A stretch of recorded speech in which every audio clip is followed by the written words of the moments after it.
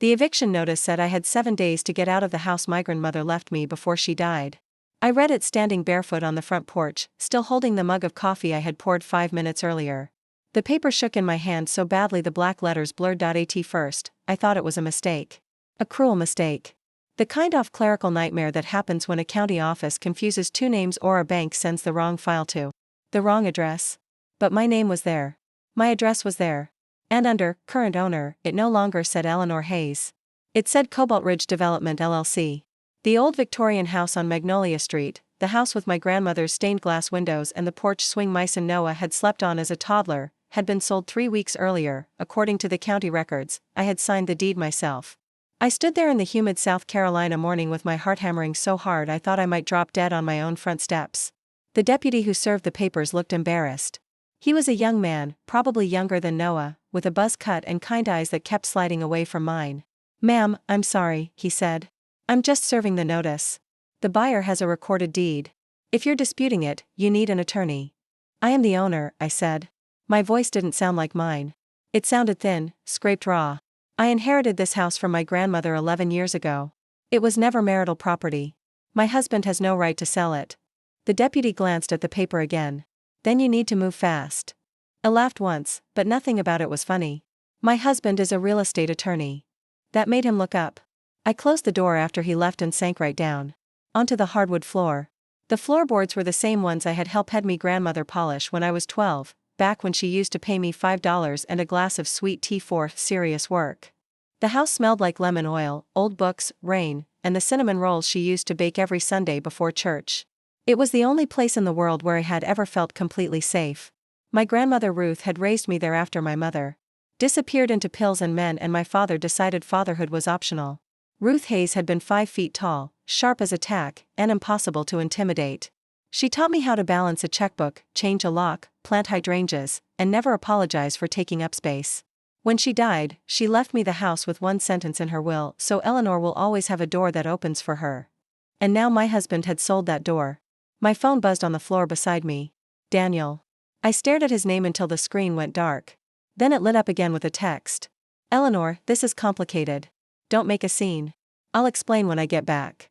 He had been in Atlanta for work for almost 4 weeks. He had missed Noah's 19th birthday dinner.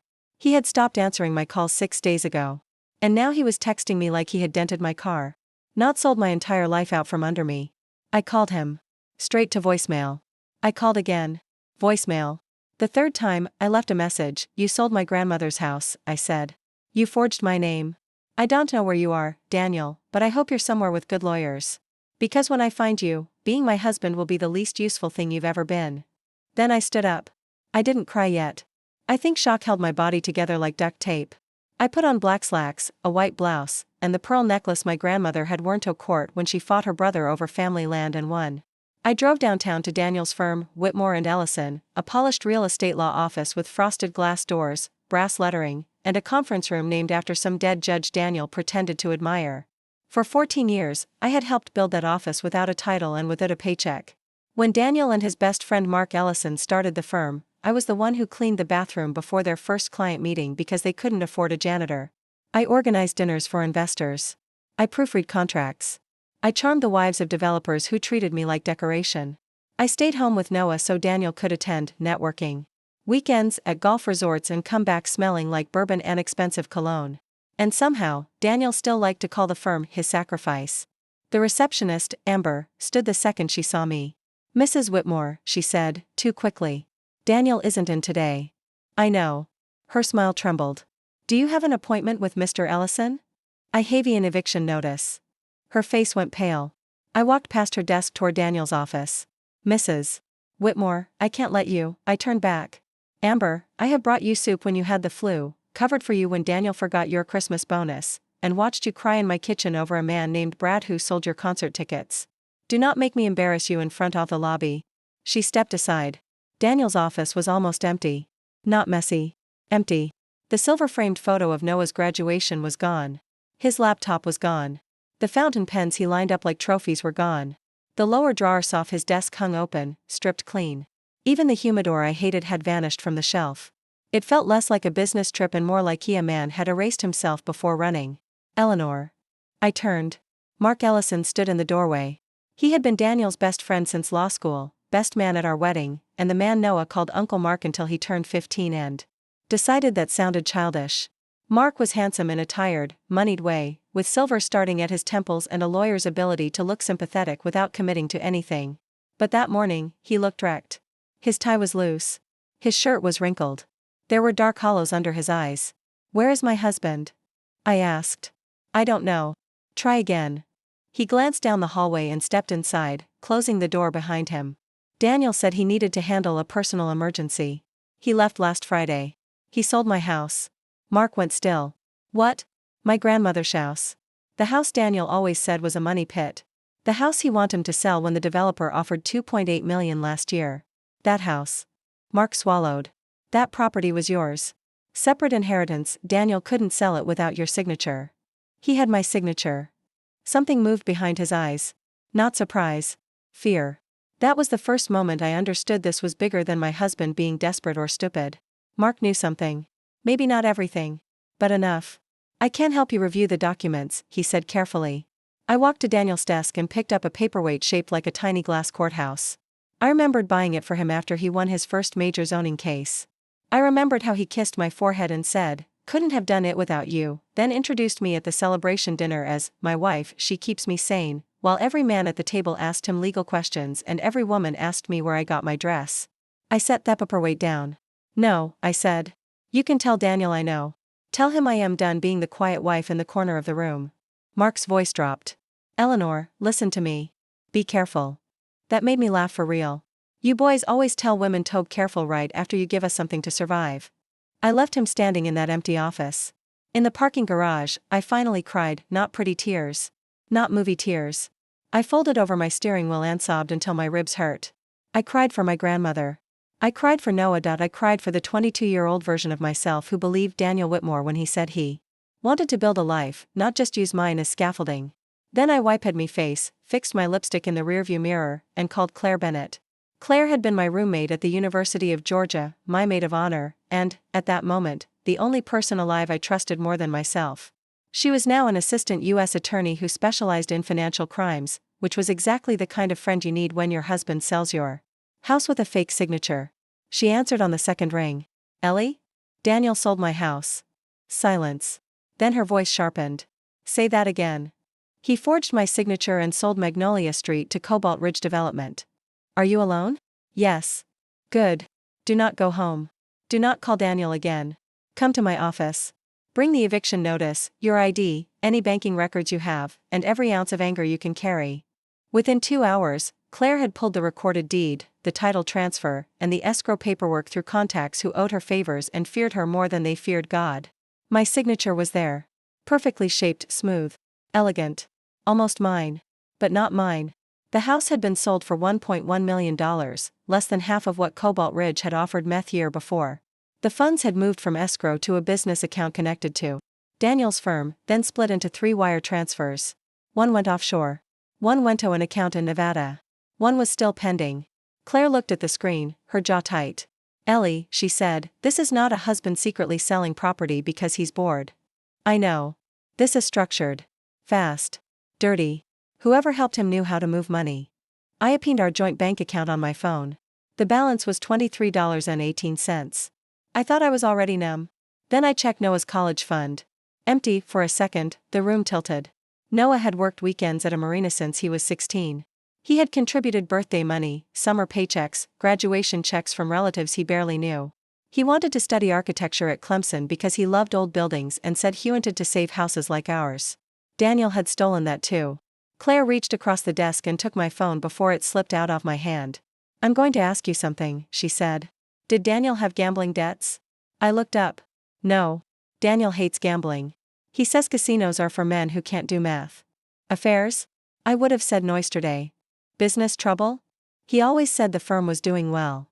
That doesn't answer the question. Before I could respond, my phone rang from an unknown number. Claire looked at the screen. "Put it on speaker." I answered. For 3 seconds, all I heard was breathing, then Daniel said, "Eleanor." I closed my eyes. His voice sounded smaller than I had ever heard it. "Where are you?" I asked. "I can't tell you. You sold my house. I had no choice." You forged my name. I was trying to protect you. That sentence was so disgusting I almost threw the phone. You protected me by stealing my grandmother's house and our son's college fund? I owed money. Claire went very still. I kept my voice calm, though my hand was shaking. To who? People you don't say no to. What people? The Harrow Group. Claire's face changed. Daniel kept talking, fast and panicked. It started as a bridge loan for a client deal. Mark said it was temporary. Then there were fees, penalties, threats. I thought I could fix it. Mark? He went quiet. Daniel, Claire said, his breathing hitched. Who is that? Claire Bennett. And you should know we already have the forged deed, the wires, the escrow trail, and the recorded transfer. Eleanor, Daniel whispered. Please don't dot his. I leaned toward the phone. You had 14 years to know me as your wife, I said. Now you're going to meet the woman my grandmother raised. Then I hung up. That night, Claire drove me back to Magnolia Street with 2 federal agents parked discreetly down the block. She wanted me to pack a bag and leave. I wanted 10 minutes inside the house before it became evidence, a crime scene, or someone else's property. I walked from room to room touching things like a person saying goodbye. The dining room table where Ruth taught me poker and told me never to marry a man who could lie while making eye contact. The kitchen doorway where Noah had measured himself every birthday until got taller than me at 14. The blue bedroom where I recovered after my C-section while Daniel complained that newborn crying made him useless in court.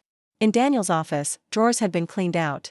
But my grandmother had taught me that men who think they are clever usually hide things in places only other men would check. So I ignored the desk and went straight to the bookshelves.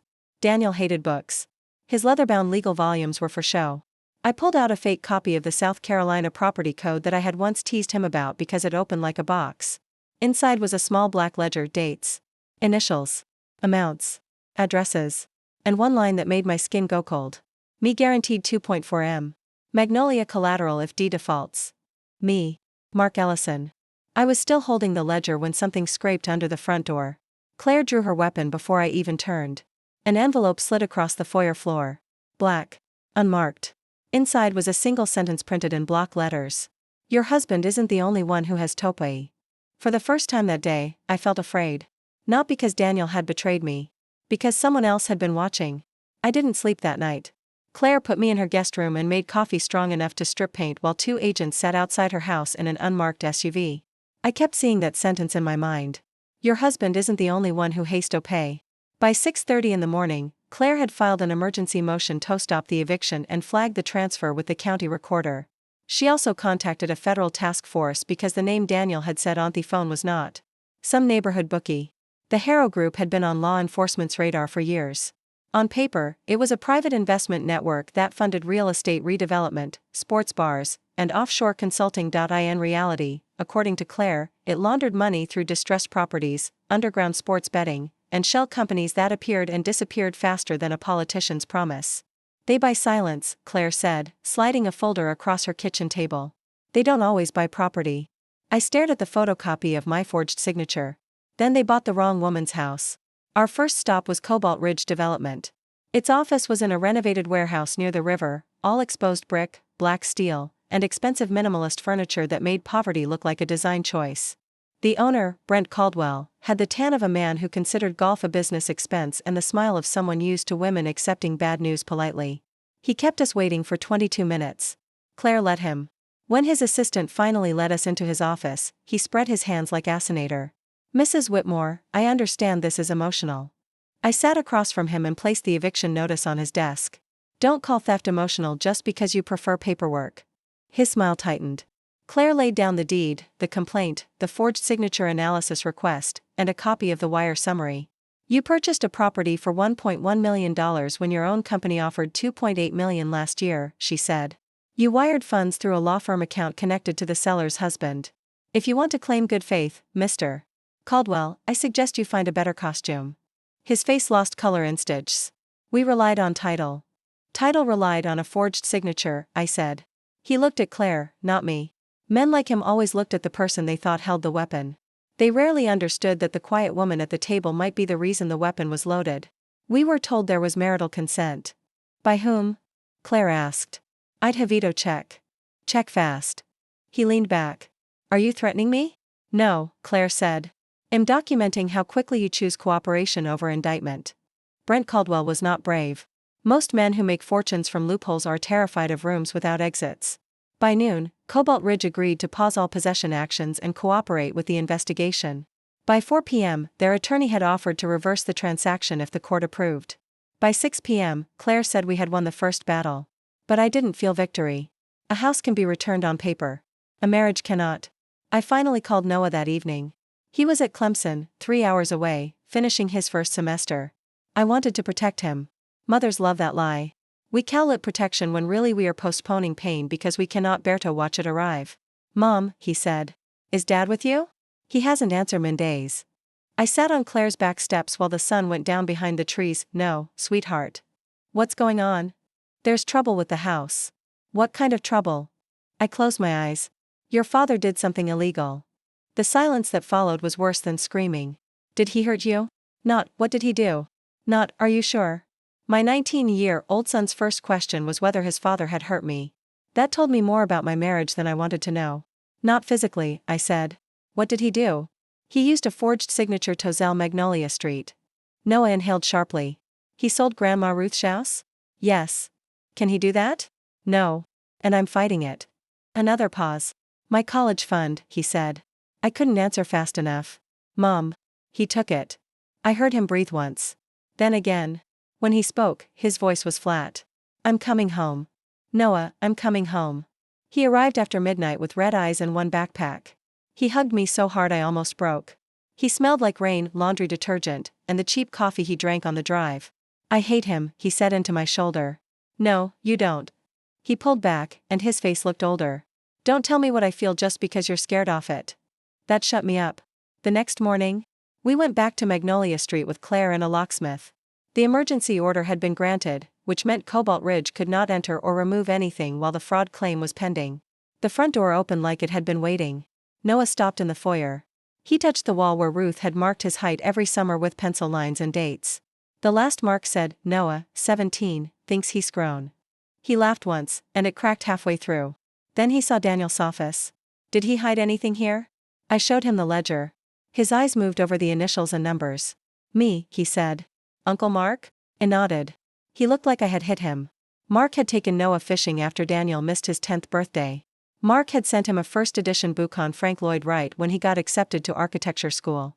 Mark had sat at our Thanksgiving table for more than a decade. Betrayal has layers. The first cut is what someone did. The second is realizing how long they smiled while planning it.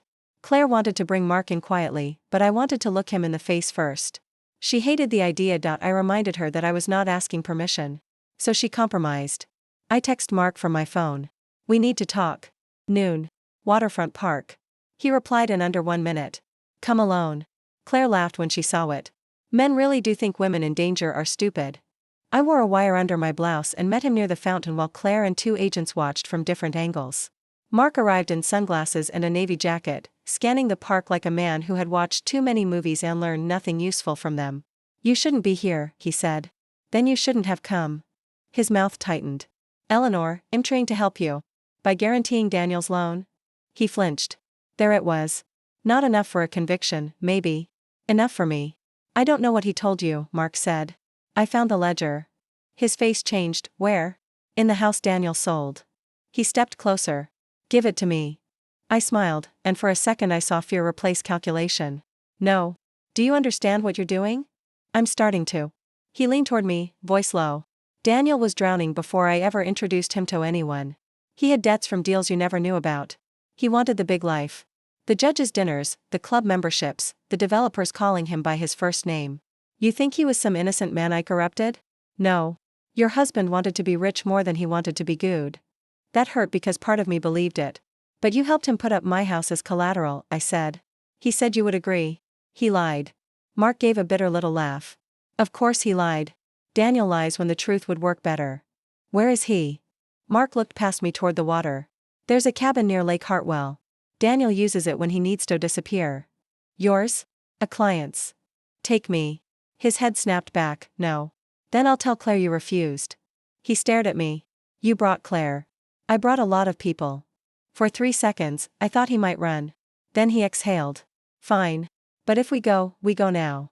Claire tried to stop me. I told her I needed Daniel alive, talking, and cornered. She said that was exactly how people got shot. We argued in the parking lot until Noah stepped between us. I'm going, he said. No, I said, and Claire said it at the same time. He looked at me. He stole from me too. You're not bait. Neither are you. That was the first time I saw myself through my son's eyes. Not as the mother protecting him, but as a person standing too close to a fire and calling it strategy. In the end, Claire won 1 point and lost another. Noah stayed with her team. I rode with Mark in his SUV while federal agents followed far enough back not to scare him. The drive took almost 4 hours. Mark talked too much. Guilty men often do. He told me Daniel had been investing in risky redevelopment deals for years. He said Daniel borrowed money to cover losses, then borrowed more to hide the borrowing. He said the Harrow people were not cartel monsters, but bankers with criminal habits, which somehow made them worse. Why didn't you warn me? I asked. He kept his eyes on the road. Because you would have left him. And Daniel would have collapsed. I turned to him. You protected him from consequences by handing me to them. His fingers tightened on the wheel. You don't understand what was at stake. No, Mark. I understand exactly what was at stake. My house. My son's future. My name on a forged crime. You just think stakes only count when men are gambling. He said nothing after that. The cabin sat at the end of a dirt road surrounded by pine trees. A gray lake flashed through the branches. There was a black pickup parked near the porch. Daniel's rental car was not there. Inside, the place smelled like stale beer, damp wood, and panic. Clothes were scattered across the floor. A burner phone lay smashed beside the sink. On the coffee table sat a photo of Noah's high school graduation, torn in half. Noah's half was missing. Mine was face down. Daniel's was crumpled in the fireplace. He was here, I said. Mark stood by the window. Yes. Something in his voice made me turn. He wasn't looking inside the cabin. He was looking down the road. Mark? He went pale. Those aren't Claire's people. A black SUV rolled into view, slow and deliberate. Then another. Mark grabbed my arm. Back door. Now. For one stupid second, I didn't move. My brain refused to accept that my life had become the kind of story I would have turned off for being too dramatic. Then the front door exploded inward. Mark shoved me toward the kitchen. Run. A gunshot cracked through the room. Wood splintered from the doorframe above my head. Mark cursed and stumbled, clutching his shoulder. Blood spread between his fingers. I ran through the back door, down the rotting steps, and into the trees. Branches tore at my face. My shoes slipped in pine needles. I heard men shouting behind me. I heard Mark groan. I heard an engine. I heard the sound of my own breathing turning wild and animal. I hid under the collapsed side of an old boat shed near the lake, pressing my hand over my mouth while mosquitoes bit my neck and dirt soaked through my slacks. After 17 minutes, my phone vibrated. Claire. I answered with shaking fingers. They came, I whispered. They took Mark. Daniel isn't here. Stay hidden, she said. We're 8 minutes out. When federal agents reached the cabin, the SUVs were gone. So was Mark. There was blood on the floor, burned papers in the fireplace, tire tracks in the mud, and a second black envelope nailed to the porch post with a pocket knife. This one had 2 words. Last warning. Claire wanted me in protective custody immediately. Noah wanted to see me. I wanted to tear the whole world apart with my bare hands. Instead, I stood in the doorway of that cabin while agents photographed evidence and realized something that made my stomach twist. Whoever had come for Mark did not search the cabin. They had gone straight in, fired just enough to scare us, and left with exactly 1 man. It looked like a kidnapping. But it felt staged. I didn't say that out loud. Not yet. For 3 days, I lived in a federal safe apartment with my son sleeping in the next room and 2 agents posted outside the door. The apartment had beige walls, cheap blinds, and a sofa that smelled like disinfectant. It was the kind of place where people wait for life to either resume or end. Noah barely slept. He spent hours at the kitchen table drawing the Magnolia Street house from memory. Elevations, window trim, porch columns. The curve of the staircase. At 2 a.m. on the second night, I found him sketching the stained glass transom above the front door. You should rest, I said. He didn't look up. If they take the house, I want to remember it right. They're not taking it. He kept drawing. You don't know that. I sat across from him. No. But I know who I come from. His pencil stopped. Grandma Ruth? She once sued the city because they tried to widen the road. Through her garden. Everyone told her she couldn't win. Did she? She made them move the road 8 feet. That got the smallest smile out of him, then his face hardened again. Dad knew what that house meant. Yes. So he didn't just steal money. No, he tried to erase us. I had no gentle answer for that. The next morning, Claire came in carrying a folder and the expression she wore when the truth was useful but ugly. They found Daniel, she said. I stood so fast the chair scraped the floor. Where? Miami International. He was trying to board a flight to Buenos Aires using a fake passport. Noah let out a sound that was almost a laugh. He was leaving? Claire nodded. With $186,000 in cash and a watch worth more than my car. I gripped the counter. And Mark? Claire's eyes shifted to mine. That's the other thing. She opened the folder and laid out still images from a gas station security camera 40 miles from the cabin. Mark Ellison stood under fluorescent lights beside one of the men who had supposedly kidnapped him. His shoulder was bandaged. He was drinking coffee. He was not restrained. He was not afraid. He was smiling. Noah whispered, "No." Claire tapped another photo. 20 minutes after that, Mark withdrew cash from an account under a shell company. Then he disappeared. I stared at the image until my eyes burned. The kidnapping had been theater. The blood was real enough to sell the lie. The gunfire was real enough to scare me into hiding. But Mark had not been dragged into danger. He had walked out with it. He used me, I said. Claire nodded. He used Daniel, too. And now Daniel is stalking. Noah looked up sharply. What is he saying? That Mark has been laundering money through Whitmore and Ellison for years. Daniel claims he got involved after Mark put firm accounts at risk and pressured him to cover gaps. I don't know how much of that is true and how much is Daniel trying to save himself. I knew Daniel well enough to know the answer was probably both. Can I see him? I asked. Claire frowned. You do not owe him that. I know. Then why? Because I want to watch him understand that I survived. Noah stood. I'm going to. No, he stared at me. Mom. You can hate him from outside that room. You don't have to sit across from him while he Triesto make his guilt sound like love. His eyes filled, but he nodded. The detention center smelled like bleach, metal, and despair. I wore my blue suit and my grandmother's pearls. Not for Daniel. For me. When they brought him in, I almost didn't recognize him. Daniel Whitmore had always been polished. Clean shave. Expensive watch. Collar stiff enough to cut skin. He believed presentation was a form of truth. Now he looked smaller. His beard was uneven. His eyes were bloodshot. The beige jail uniform swallowed him. He sat across from me behind the glass and picked up the phone with both hands. Ellie, he said. The nickname hit something old and bruised. You don't get to call Medhat. He nodded quickly. Eleanor. I'm sorry. Use your 10 minutes better. His eyes shone. I never meant for it to go this far. You forged my signature. I panicked. You drained our accounts. They were going to come after you. You stole from Noah. His face twisted. I was going to put it back. That made me lean closer. You were arrested at an airport with cash and a fake passport. I was trying to stay alive. No. You were trying to stay free. He pressed his forehead to the glass. I lost control. No, Daniel. You made choices. Lots of them. You chose to borrow money. You chose to hide it. You chose Mark. You chose the Harrow Group. You chose to use my house because it was the only thing in our life you could not charm, bully, or finance. He closed his eyes. I hated that house. I know. It made me feel like a guest in my own marriage. I stared at him. That house gave me shelter before you ever gave me a ring.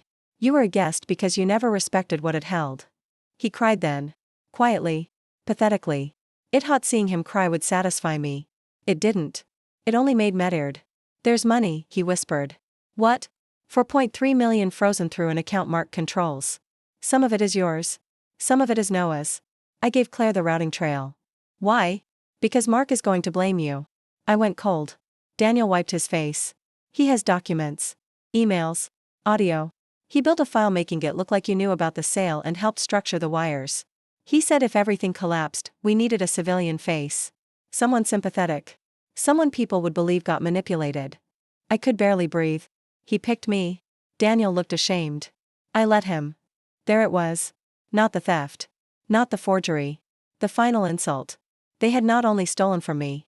They had planned to dress me in their crimes and leave me standing there while they ran. You are going to testify, I said. I already agreed. No. You are going to testify clearly. No soft words. No mistakes. No pressure. You are going to say what you did, what Mark did, and what you tried to do to me. He nodded. And then, I said, you are going to write Noah a letter telling him the truth without asking him for forgiveness. Daniel's face crumpled. Does he hate me? I looked at him for a long moment. He knows you. That hurt him more than yes. Claire moved fast after that.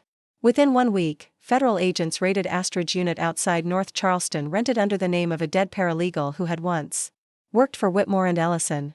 Inside they found forged notary stamps, blank deed forms, external drives, burner phones, and printed files organized by last name.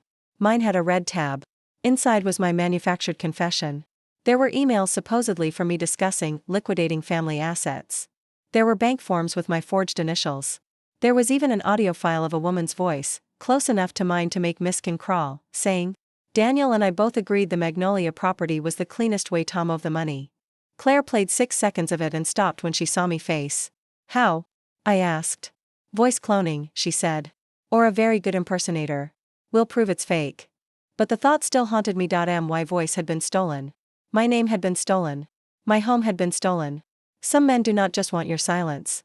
They want to own the sound of you. The raid also exposed the deeper rot. Mark had not been Daniel's panicked rescuer. He had been the architect.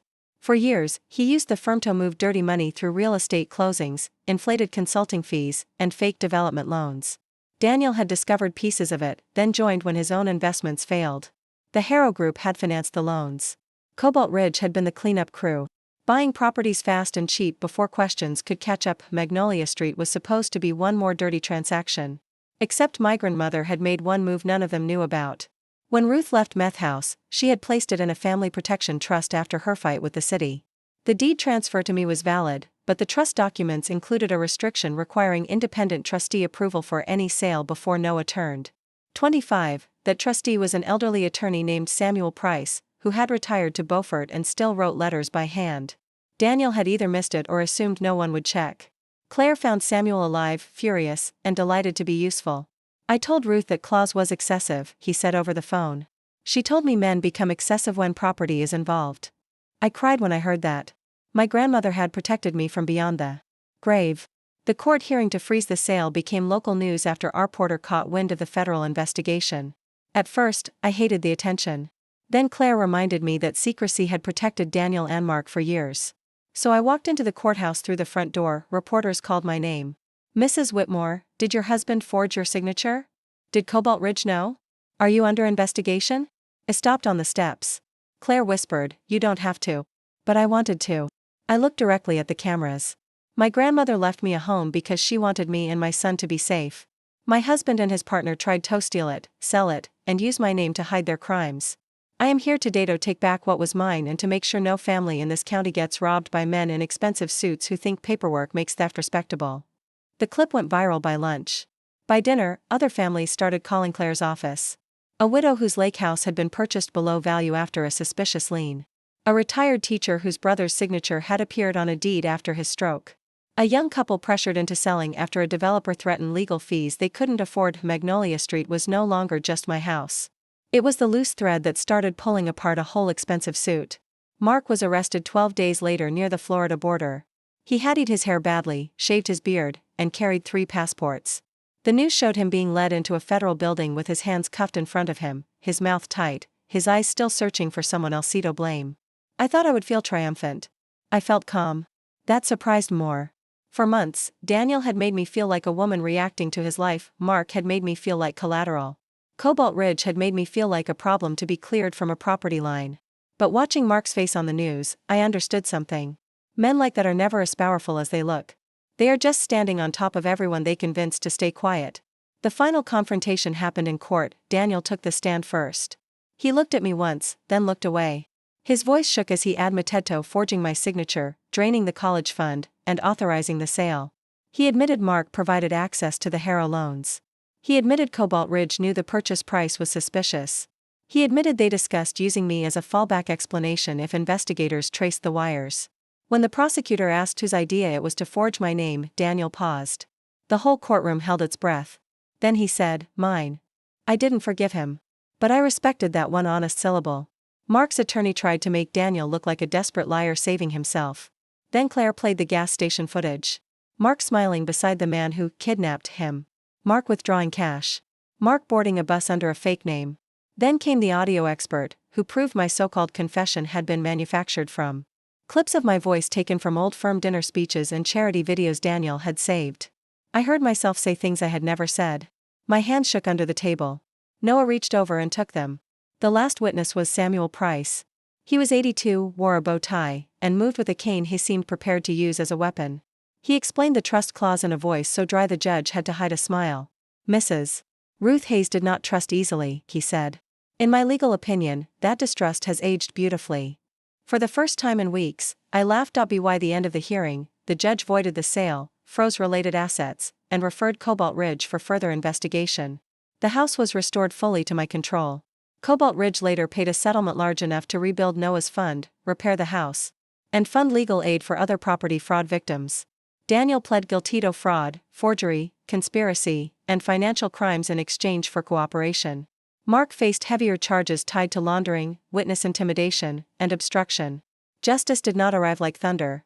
It arrived like paperwork, testimony, sleepless nights, and women refusing to be embarrassed out of telling the truth. The day I returned to Magnolia Street for good, Noah came with me. The porch had leaves piled in the corners. The hydrangeas needed pruning. Someone had cracked one pane in the kitchen window. The house looked tired. So did I. But when I unlocked the front door, the old hinges gave their familiar sigh, and I swear I felt my grandmother in that sound. Noah stepped in first. He stood in the foyer beneath the stained glass, sunlight breaking blue and gold across his face. "We're home," he said. That was when I finally broke. I cried against the banister while my son held me, and this time the tears were not helpless. They were grief leaving the body because it had somewhere safer to go. In the weeks that followed, I changed everything Daniel had touched. I sold the leather sofa he loved because he said it made the living room look important. I replaced it with 2 deep green armchairs and a couch comfortable enough to nap on. I painted the kitchen yellow, the color Ruth always wanted and Daniel always called too cheerful. I planted lavender by the back steps. It turned Daniel's office into a reading room with Noah's architecture books, Ruth's old Bible, and a framed copy of the court order voiding the sale. Claire said that last part was dramatic. I said she was welcome. Noah took a semester off. At first, I worried he was giving up. Then I found him meeting with Samuel Price, learning about preservation law, property records, and trust protections. He said old houses needed architects, but people needed advocates too. "You sure?" I asked him. He looked around the reading room. "I think Grandma Ruth recruited me from heaven." I believed him. Daniel wrote Noah 6 letters from prison before Noah opened one. I didn't ask to read it. Afterward, Noah sat on the porch for almost an hour. Then he came inside and handed me the envelope. "He told the truth," he said. "Are you okay?" "No," I nodded. He looked at me with eyes so much like mine. "Do I have to forgive him to move on?" "No, do you?" I looked through the doorway into the house that had survived my grandmother's brothers, city engineers, termites, hurricanes, my husband's greed, and a developer's signature. "No," I said. "Forgiveness is not rent I owe for surviving." He let out a breath, like he had been waiting for permission to stop pretending. "But I don't want to hate him forever," he said. "Then don't build a house for hatred. Let it pass through when it needs to. Just don't give it a bedroom." He smiled a little. "That sounds like Grandma Ruth." Itis. 1 year after the eviction notice, I hosted dinner at Magnolia Street. Claire came with flowers and a bottle of wine she claimed was too good for my cooking. Samuel Price came in his bow tie and flirted shamelessly with my neighbor Mrs. Alvarez, who had brought peach cobbler and every rumor within 6 blocks. Noah invited 3 friends from school, and I invited 4 families whose property cases had opened after mine went public. We'd on the porch because Ruth always said food tasted better where mosquitoes had to work for it. Before dessert, I brought out the eviction notice. Everyone went quiet. The paper was framed now. Not beautifully. Just simply, in blackwood, with the court order tucked behind it. Claire raised an eyebrow. "You framed trauma?" "I framed evidence." Noah lifted his glass. "To evidence."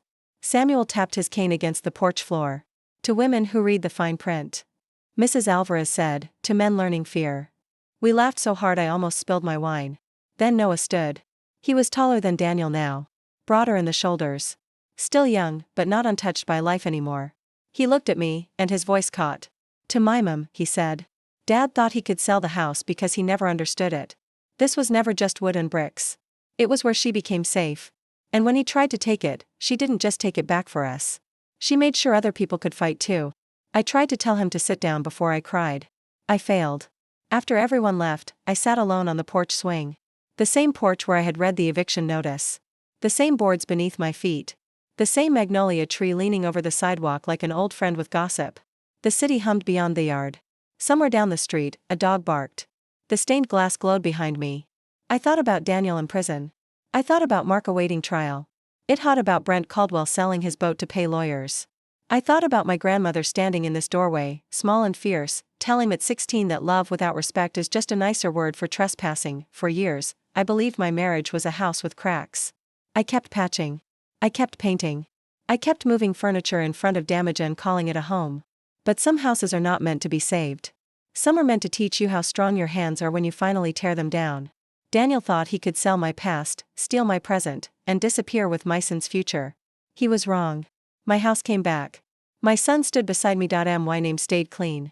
And I learned that when someone tries to evict you from your own life, you do not begut the door. You find the deed. You expose the forgery. You change the locks. And then you sit on the porch that was always yours, barefoot and unafraid, while the whole world watches the men who underestimated you lose everything they stole.